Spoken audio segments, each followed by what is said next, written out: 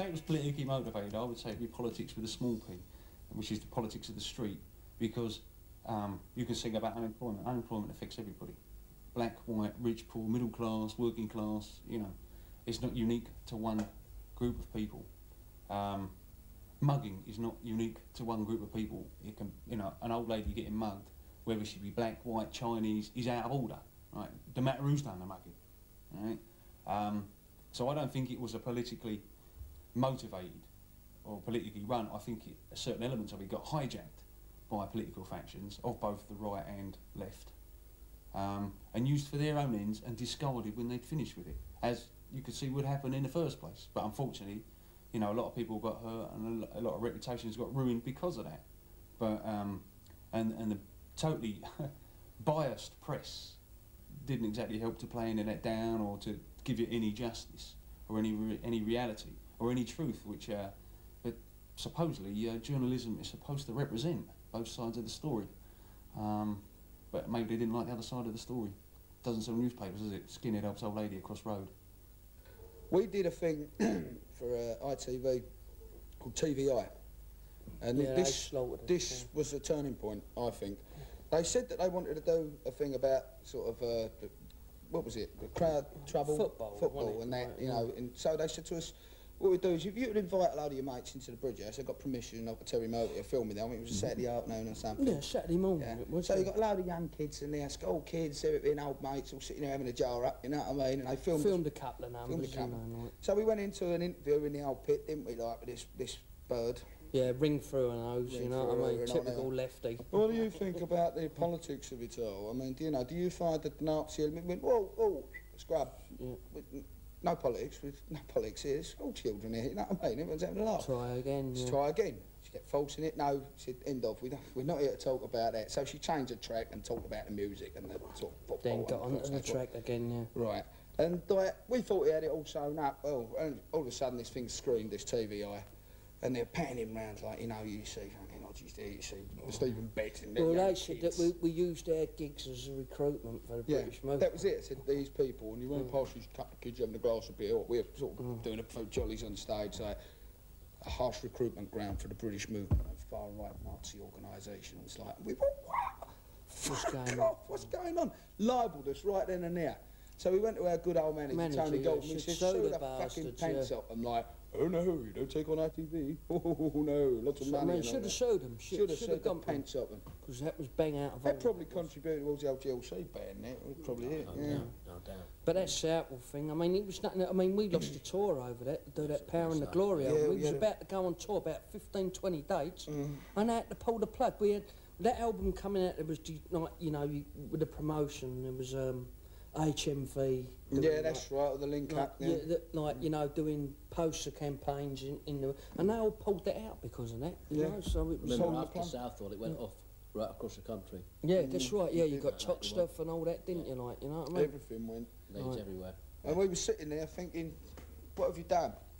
Yeah. You know, inadvertently, what have you done? Because that killed us, it was like a dagger in the guts. It was. Like, you know, like that. So the seeds. I mean, Gary didn't realise what he was doing there. And I had to say it, and he must know that now. He must know that there it was a big mistake. And that was the touch paper, like, you know, light and stand fucking 20 yards away, bang, off it went. We got tarred with a brush we were never held in the first place. And more so than anyone else. I mean, all these young, like, bands were... The business, and they got away with it. Yeah, we took the flak for that. Yeah, we took the flak for that, because we were the figurehead. We was the biggest band there. And we got bang by the media, by everyone else, the councils. We got tarred with that brush when it was nothing to do with us. They could all creep by because they were sort of little bands. Yeah. And basically that's what happened. We never really got over that, I don't think. And to this day you rue it because it was nothing to do with us. Never, ever. And that fucking hurts. It does hurt. In one of the Sunday papers, we was written down that we was the band playing when it happened. And I mean, we hadn't even been together for 3 years at that time, but it's all very negative, and it was a bit of a shock, really. Nobody expects that. I really got a lot to say about it because we was just a fucking band, you know, in the fucking venue, really. I mean, after that, we never really did any interviews with like press and stuff. Yeah, no, world or anything. you know, like, I never had any personal interviews or anything like that. I left that to Hodges and the gang, you know what I mean? I'm not interested in that fucking crap. All I wanted to do was get out there and play. You know what I mean? It's just unfortunate. That put the kibosh and all that for us. That We couldn't play butters, anywhere really. after that.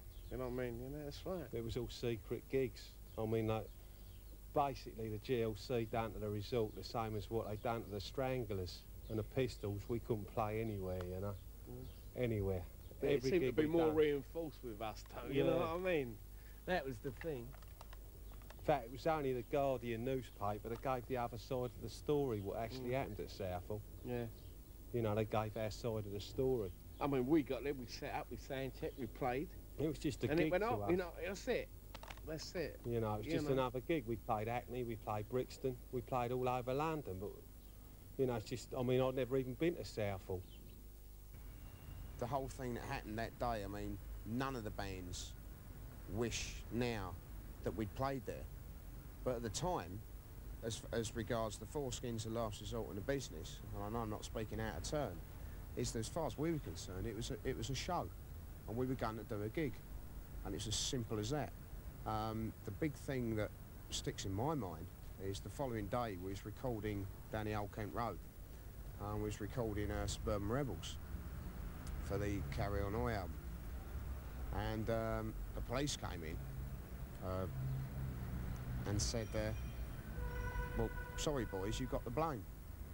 And we said, well, why? And they said, well, because you're skinheads. And they said, but did you see anybody roaming around in balaclavas? And we went, well, why?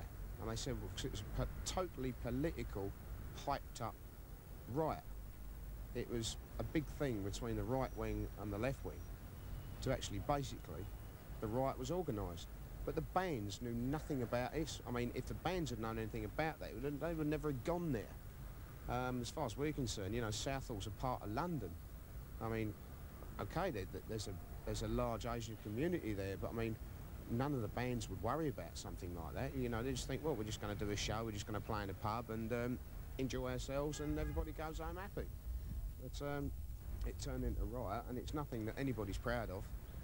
And we wish it had never happened as regards the bands, because it destroyed Oi for a long time, and people have had to work so hard to go through that, you know, also to get out of that scene, you know, and that might be a scenario that you've never heard before from the other guys. I don't know, but that's it really. I mean, I was there, and it was a very frightening evening for all concerned. You know, the Asian community, the skinheads, the police. Nobody wanted that, and it was whooped up by ultra extreme parties from both sides of the fence, and there's no two ways about it. You know, I mean, that was supposed to be the first day of a Epoxy tour. Yeah, we was You off know to what I mean? Manchester.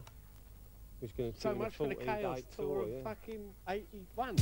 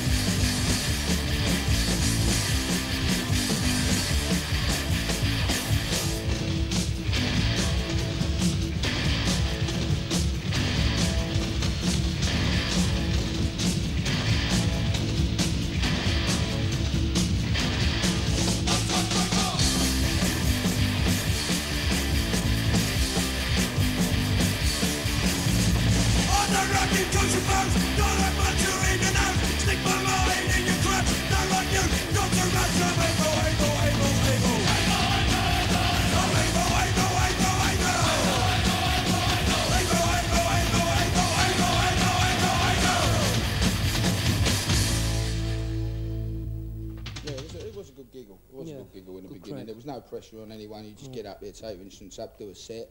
We even supported ourselves once, you know what I mean? Put bags over our head, called ourselves the Foreskins. However much Gal tries to present it as Foreskins would say, that's how it started. We supported ourselves with one of our roadies, H. And his thought, oh, mine thought, oh, there's another one, you know, Foreskins. Got it, blinded, you know what I mean? Spokesman. And that's... Is that true? Yeah, that's the way it started, yeah. Yeah, that's the way it started, yeah. So the Foreskins were... For us, yeah. Yeah, it We're was on back Played on on those, and all, yeah. on your albums and that. Yeah, on them all albums, we played all that stuff. Yeah, the first one, right? And then they just went from there, didn't they? Yeah, like, that's you know? it. He set up his own little thing, got his own little rock and roll game, and on it went from there. Right, yeah.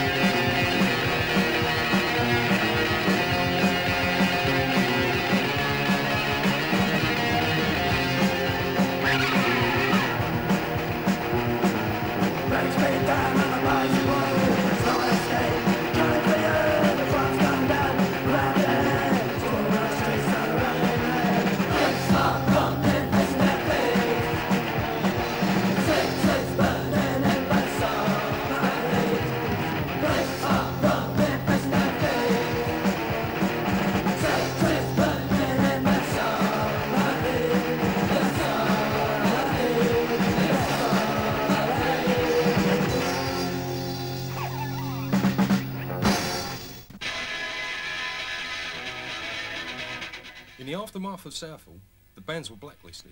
Albums and bands continued to appear, but the momentum had been damaged. Very few gigs, even less press coverage, and absolutely no airplay. Some bands, such as Screwdriver, came out of the closet to reveal that they were in fact ultra-right-wing, and I was left to limp along for several years in the darkness. Sadly, by this point, many of the punters coming into the scene had believed the media and took a political stance. Bands become obsessed with bands' political views.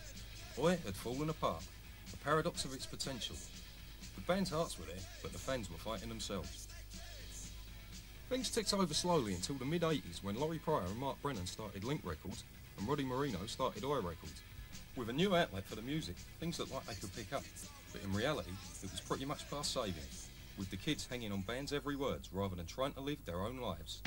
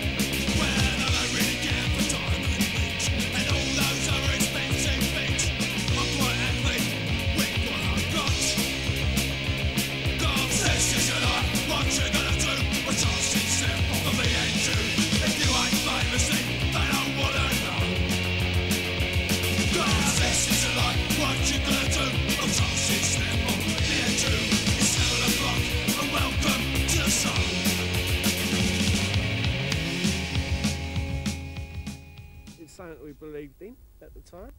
Well, I mean, our values still ain't changed. Same people inside, haven't we, you know? Yeah, I mean, we wrote about ordinary working class things. Ordinary people we knew about, people who'd gone away for things. Miscarriages of justice. No one else ever wrote about that. I mean, that's what punk started out as, and then it all got prettied up by the sort of like the NME brigade, you know, and the posers. Yeah. It's like me and Art, that Right Remain Silent. I did it on that 89 album. Yeah. Alright? Look at it there, it's fucking The come criminal in. justice And we bill. fucking foresee that. That's right. And I bet we don't get 1 ounce of fucking credit for it.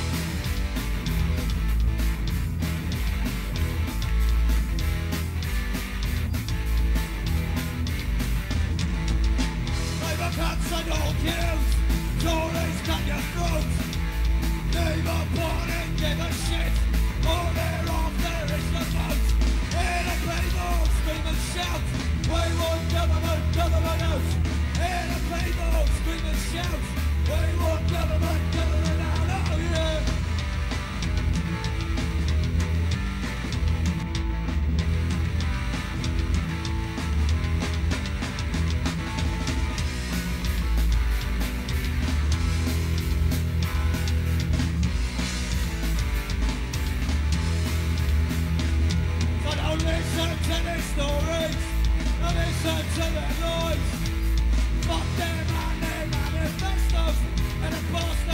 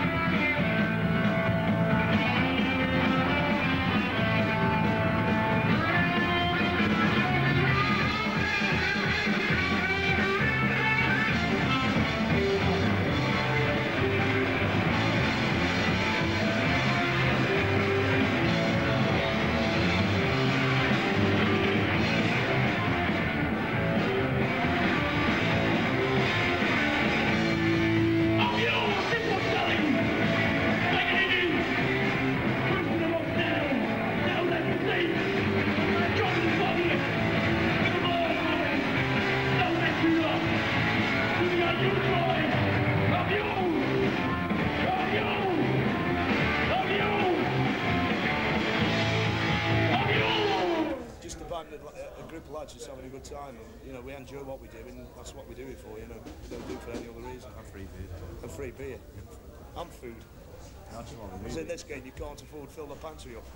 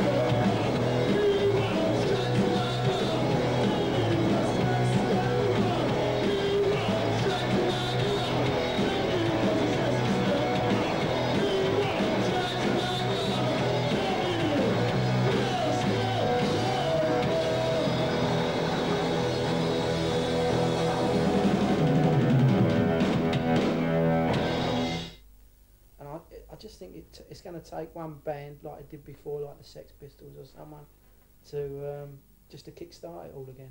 I don't think it'll ever be, nothing ever stays the same, but I still think there's a future for guitar bands and playing live and the music business in general. But it definitely needs something new. I mean, it's good for us that, you know, that people are getting into the old stuff, but it definitely needs a kick up the arse again. I've noticed one thing with lately over the last couple of years, they seem to be flirting with this laddish fucking image with the Oasis and the fucking Smash and these Animal Men. But where have they got them ideas from? Yeah, you know, fucking Ice with Coco and all that, and they're flirting with it. But at the end of the day, they're not saying any old. They're just all that, like He-Man, drug culture. They're not saying anything in their lyrics, but they're flirting with the idea. Now you get some band that come along who starts really can have it, starts staying a few. Say Oasis tomorrow started making like real strong lyrics and hard music. Well, you know, they would go ballistic because that's it. The time's fucking getting right for it. They're starting flirting with it. The image is right. The lads, blah blah blah, and you just need one group to come through. And so, I mean, like the Rejects and that. I mean, they could have a row, and do you know what I mean? They meant what they said, and they got backup and that sort of thing. You know, but it just, I think it could possibly happen. It could happen. It's going to shake that one now, look. But at the end of the day, it comes back to the fucking idiots upstairs in those fucking little safe offices doing their stupid little fucking jobs. They ain't not going to let that happen. It'll have to happen through someone, you know, like Gary Bushell, who decides, fuck you lot, I'm a journalist, I'm going to fucking cause this scene whether you like it or not. And that's the only way it's going to happen. The turn of the 90s saw a new crop of street bands. This, coupled with the rise of new record labels such as Hammer, Step One and Hell in a Void, has breathed a new lease of life into the music, if be it only on an obscure cult level. Bands have now had to turn their attention to Europe and the United States, where the ideals of Oi have spread. Indeed, Europe and the States are now producing some quality bands of their own, and no longer have to rely solely on UK exports to satisfy their thirst for working class rock and roll. This puts the British working class band in the same position as the British working class man. What I'm gonna be, trying to do the best I can. Told the world I'm not a job, but let's come and get a job. What I'm gonna be, trying to do the best I can. Told the world I'm not a job, but let's come and get a job.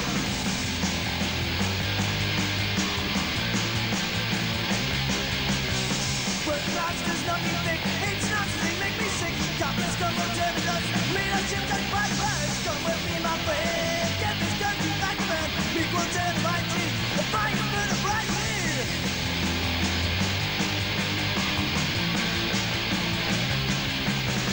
With my friend and me, trying to do the best I can. Show the world I'm not a job, but let's come and get a job. With my friend and me, trying to do the best I can. Show the world I'm not a job, but let's come and get a job.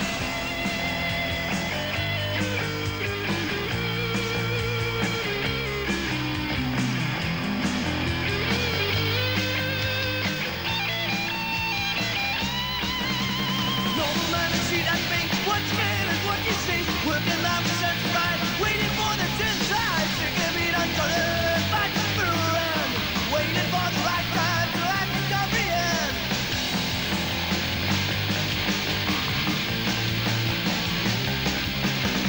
Work my friend and me, trying to do the best I can. Show the world I'm not a yob, but let's come and get a job. Work my friend and me, trying to do the best I can. Show the world I'm not a yob, but let's come and get a job.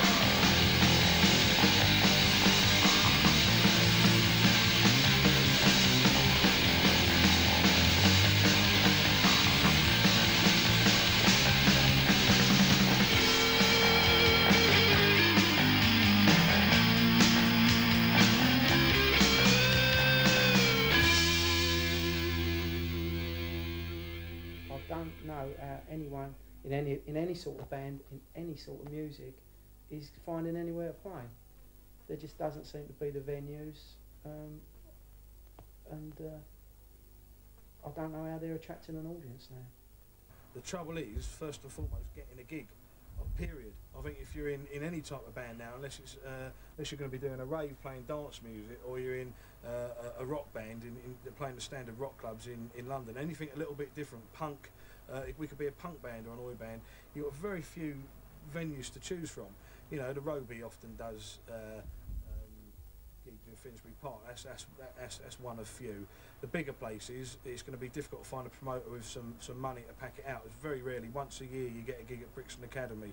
Occasionally you might get a name band at the Astoria. It's like the smaller places like the Marquee. We could play somewhere like the Marquee, have a few hundred people in there. Great. There's no promoter that's prepared to do it. You know, and it's very difficult sometimes. We've tried to do everything ourselves, like, you know, fanzines. So you try to write articles for people so they can put it in. We've got to write the music, we've got to rehearse it, we've got to record it. It'd be nice to do it all ourselves, but bless you, but we can't do it. You know, so people might say, well, why are you moaning? Why don't you do it yourself? That's the whole attitude of Oi. You can't physically do everything yourself. We need other people. Other people have got different skills. Some people are good at writing. They've got a fresh way of writing. Start up a fanzine. I'm a musician. I'll play the music. Someone else, if you put me up on a stage, I'll play anywhere, anytime. There's no one in England that will put us on. You know what I mean? And if they do, it's all got. The only trouble we have had is if a promoter who we don't know wants to put us on, and it is an Oi gig, you always end up that it's got to be, you know, keep it quiet with the venue. Where the venue is, don't advertise it in Melody Maker or NME, and that's doing us no favours because you're preaching to the converted. I want to play Oi music, but not just to an Oi crowd, to everyone, because I think that there's a lot of people who listen to rock, punk, heavy metal that are missing out. I mean, it's one of the most exciting forms of music there's ever been, you know what I mean, and they're missing out. But you'll never get it across to them unless you can get mainstream media on your side, and that's when you encounter a problem with the Oi label, not necessarily booking gigs to the media.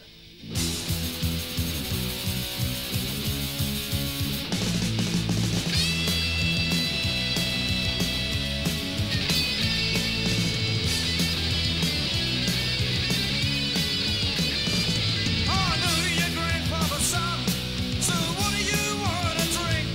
I can tell you the whole story.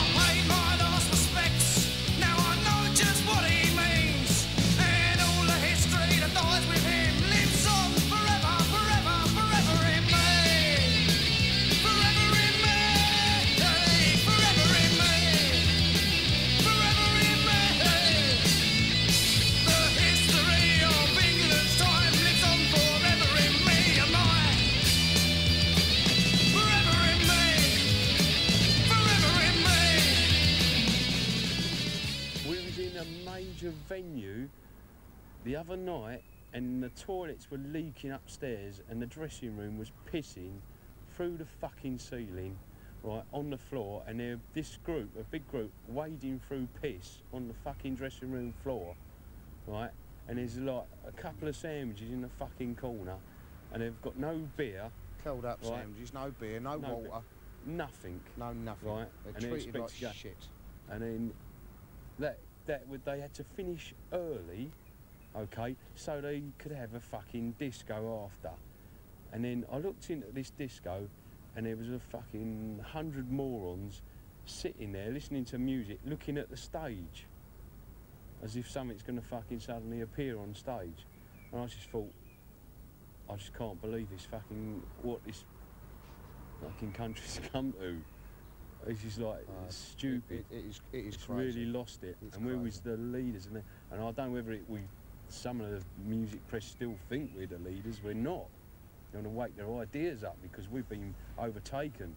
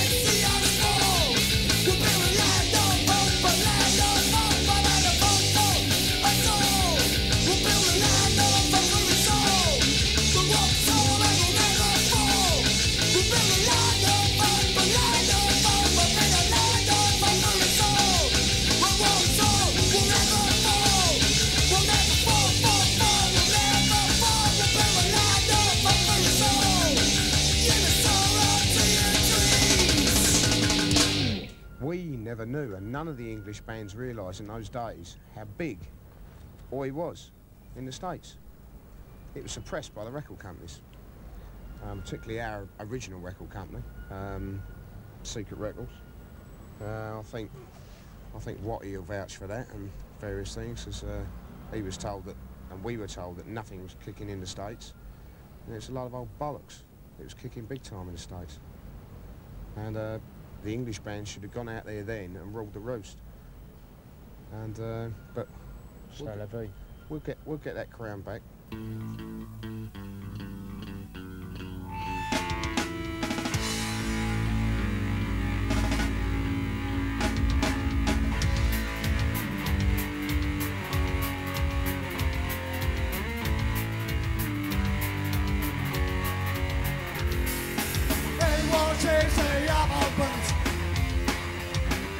Quiet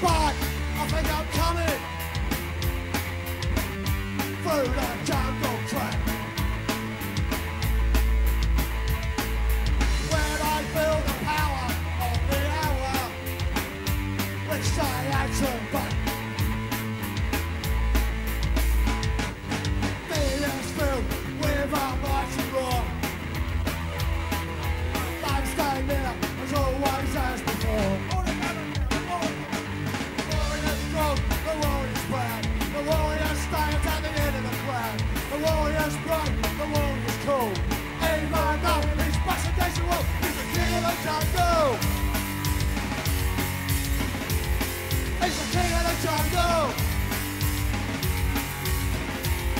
He's the king of the jungle. He's the king of the jungle.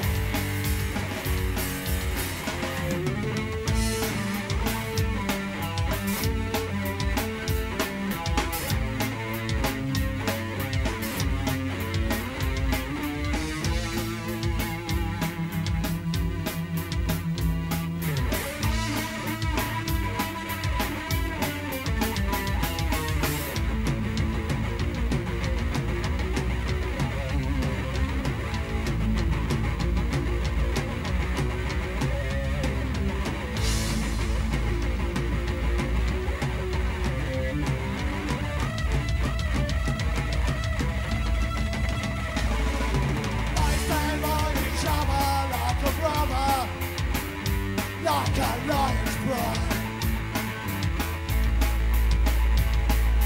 They won't turn away or stray to the other side.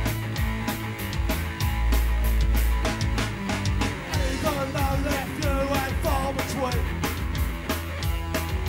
they stand by it no matter where you've been. Warriors fight, the warriors fight. Warriors stands at the edge of the ground. The warriors run, the warriors cool. Even though it's back against the wall, he's the king of the jungle. He's the king of the jungle. He's the king of the jungle.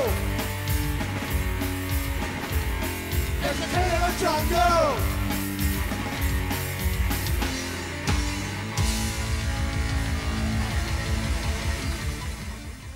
Well, there's not so many quality new bands, and I'll define that by there was a time when it seemed any band who had like one rehearsal and half a gig and had one song were all of a sudden on an album.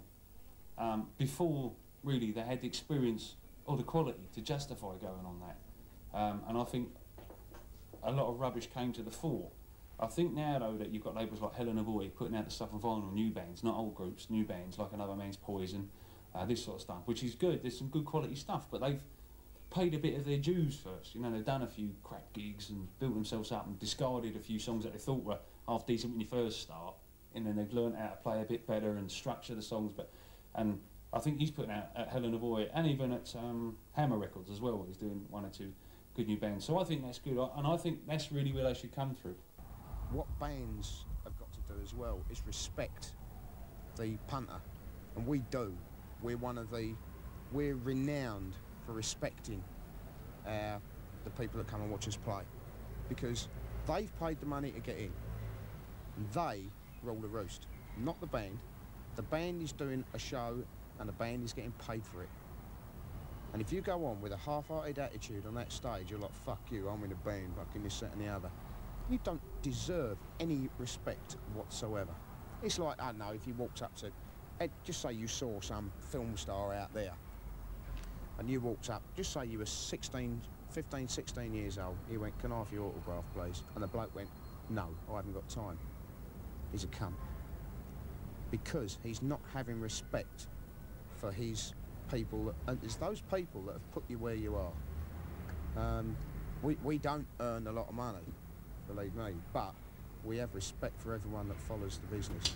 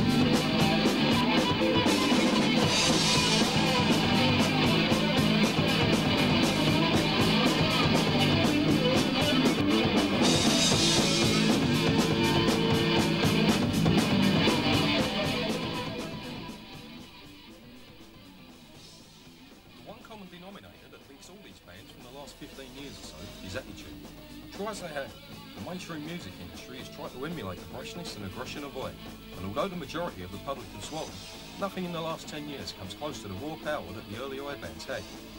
Hand-picked drama graduates pulling a mean face whilst cashing their 50 grand royalty checks don't constitute youth rebellion, but the public gets what the public wants, and of course, they only want what they get to hear. So what is Oi? A working class phenomenon that was snubbed out by the media before it could expose their corrupted money-making schemes? Or a myth created by die-hard fans who refuse to admit that they're getting old? That, of course, depends on who you ask.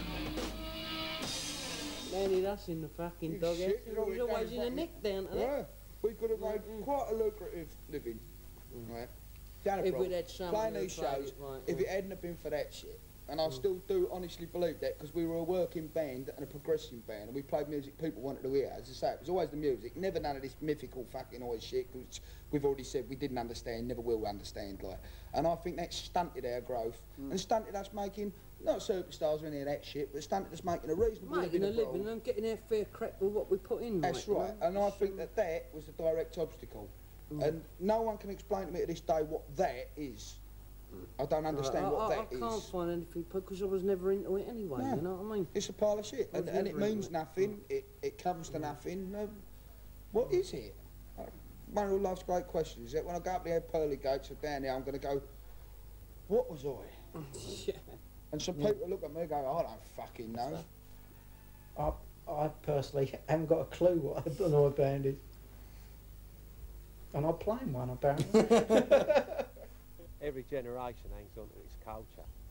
You know, like you get the old Teddy boys, they're still into rock and roll, they go to their rock and roll gigs. You know, it's like what we was into, we're still into it.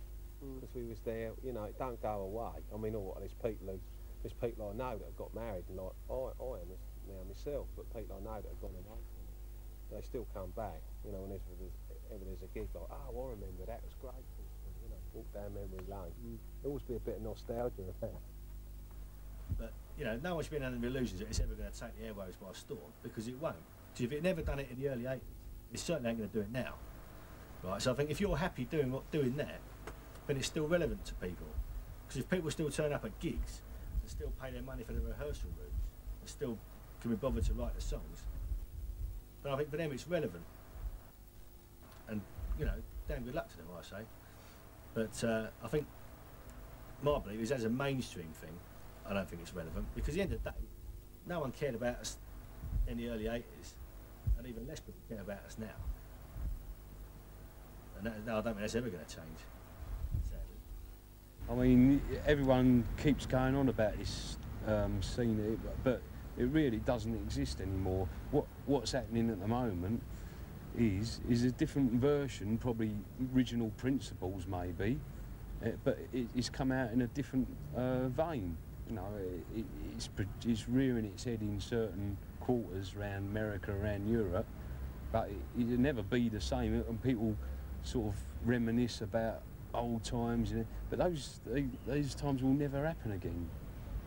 You know, that was something special, and it should be left as that. You know, and people should move on into the future now. Now's the time for a lot of bands to kick their arse in together, and street rock has to take its place in the music industry. I don't mean in this country, I mean worldwide. it has to take its rightful place because there's a good market for it. I think the time's right for something there because it's become so bland, hasn't it? I think the old music business is back to a stage pre-punk, and it's all just got, it's all manufactured, and there's all these little Svengalis running around with their puppets. And the time is right. I mean, whether it will ever happen again, I don't know. I really do think that the thing about the new punk or the Oi movement was it was so real that it frightened the crap out of all of them, and I think it's going to take a long time. But I do really think there's time, there's a need for that, something to come along and excite things again, because it's all got very stale, isn't it?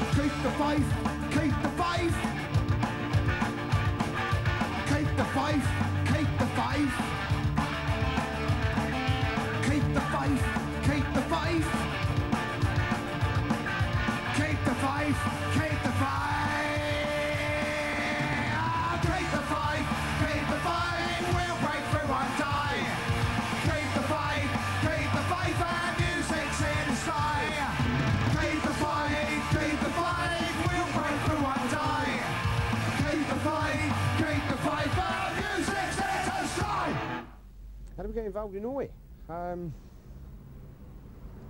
No, originally we was involved Excuse in me, punk. can you fuck off, please? Yeah. Cheers, mate. Originally, No, that's all right. No, You're originally you're we putting was- me off. I'm not being rude, you're just putting me off, you know what I mean? originally we was involved in punk scene, which was happening around this area. You start that question. Yeah. Sorry about that, it's a bit strange footage for you. It doesn't even sound good, does it? It's really corny. If you like, it really is. You know, Like, it's fucking, I don't know. Oi. Oi. Are you oi? I'm oi. You oi? Used to be. Fuck's sake. Ex-oi. Ex-oi, I'm ex-oi, yeah. I'm ex-oi me. Nah. Wish you another idea. Ex-oi. Yeah. Finish, mate. And a Dr. Martin in sight. Moody Timberlands. Yeah, that's what Snide it is. Timberlands. Snide You want a pair? Timberlands. 25 quid. Someone see you coming. Fucking Roma Road Market for a score. Excellent. I used to be oi, but I'm all right now. Fucking hell, oi, what a cunt. I fucking lost the questions again. Something to do with oi. Wait, where's your questions? Oh, Oi, the questions. oi the questions, yeah. Oi the camera, Oi the roadblock, oi wasn't the it? fucking seat, yeah. Oi the fucking airline, yeah. Oh, fucking hell. It could have been another Richard Branson old gal, couldn't it? If it painted it right. Back in the sun would have been called oi. We got Son of Boy out. Son of boy, son of, yeah. You know, you flying like flying oi. Son of They boy. got in-flight entertainment and all like, yeah. Fucking hell. They got fucking Blitz playing like, and fucking lounge band or something like the 747. Oi the airline. Oi the holiday. You know. Go to Bremen. Margate, yeah, or Bremen for a fight if you want to go international oil. Yeah. Fucking, yeah. Go up there and match tattoos. Helicopter to Margate. Oi peacekeeping folks, isn't it? Oi the peacekeeping folks, yeah. In boys now, yeah. Okay, weirdos.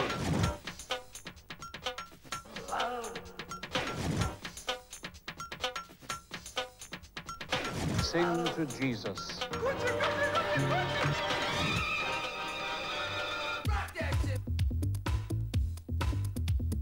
Ich mag diese Sorte Musik nicht.